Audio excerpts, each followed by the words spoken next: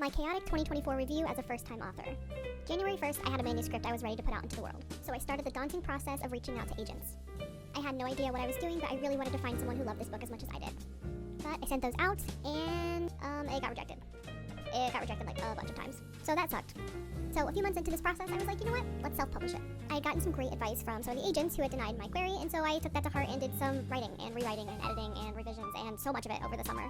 And finally, the story landed exactly where I wanted it. So I found an editor, I booked my dream artist, and then I started the daunting task of researching how to self-publish a book. When I got my manuscript back from my editor, there were a lot of red marks, so it was back to the edit. And then I got the gorgeous cover art back, and it was time to start laying out different designs for the text. Boom, perfect. And that's when I started creating social media for my book. That also meant reaching out for ARC readers, which meant this book was in people's hands for the very first time. Super exciting, extremely terrifying. But then people were really connecting with the story, and I made a lot of new book friends in the process. And if I had more time, this is where I would talk about the process of self-producing an audiobook, but that honestly requires a video of its own. And finally, on December 3rd, 2024, my book was out in the world.